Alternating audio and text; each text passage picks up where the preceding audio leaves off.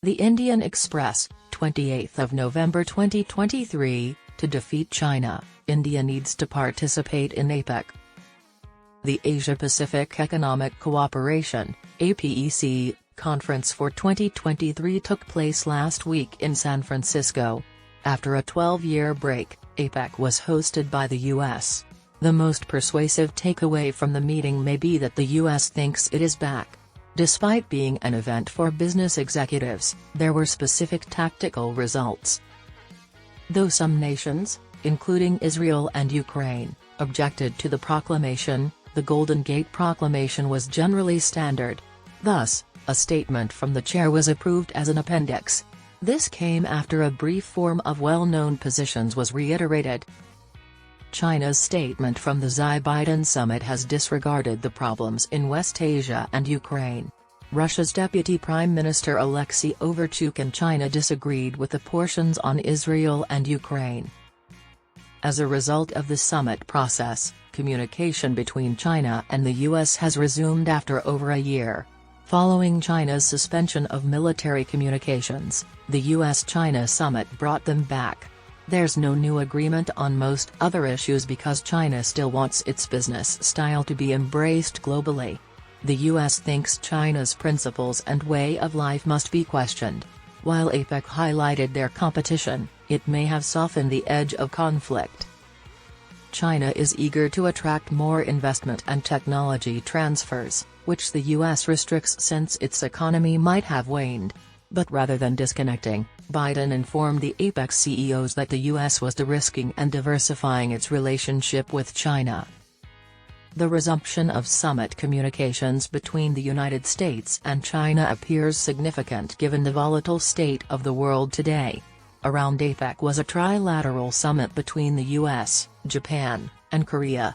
The prompt resumption of the Japan-China summit is related to this. During the Kishida-Xi meeting, they created a new framework for trade dialogue.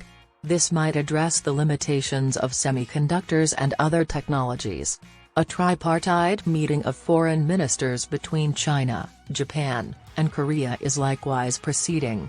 Aside from India, all four Quad leaders met with Xi Jinping in November.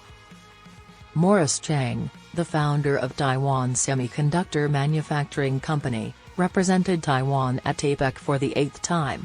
He did not interact with Biden besides attending the leaders' lunch and plenary sessions. He had a more extended discussion with Lael Brainerd, the White House's National Economic Council director, and Vice President Kamala Harris to discuss economic growth.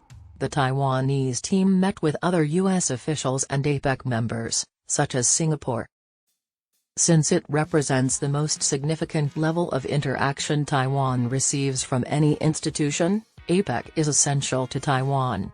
Though it mainly concentrated on getting admitted into the Comprehensive and Progressive Agreement for Trans-Pacific Partnership, CPTPP, Taiwan also talked about the problem of Chinese economic pressure.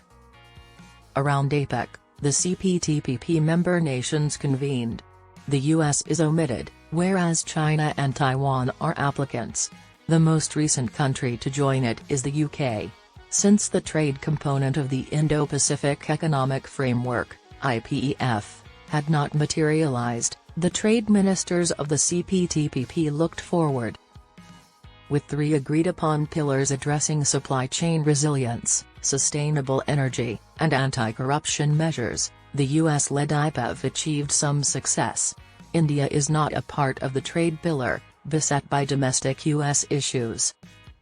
This derailed Biden's attempt to present IPEF at APEC as a representation of its economic re-engagement with Asia. Despite its claims to be able to counterbalance China in the region, the U.S. is still a risky financial partner. According to the Golden Gate Statement, APEC will work toward an Asia-Pacific free trade area and an operational and open WTO dispute resolution process for all members by 2024. The WTO is crucial for India, but if supply chain activities and Indian export resilience are to succeed, a reconsideration of India's exclusion from regional trading agreements in the Indo-Pacific and with the U.S. is necessary. Among the first organizations in the Indo-Pacific, APEC is still limited to using the outdated functional vocabulary of the Asia-Pacific because it excludes India. This also appeals to China. Because APEC refers to its members as economies rather than nations, Hong Kong and Chinese Taipei, Taiwan, can participate more easily. The four pillars of APEC were innovation, resilience, inclusivity, and sustainability. India has comparable goals. A peaceful relationship between China and the US is essential to achieving this. If these take off, APEC may become the engine driving shared benefits and sustainable growth. India, which is in the same region, must participate in APEC to achieve its economic objectives. As a result, India may now be a superior option to fresh FDI in China.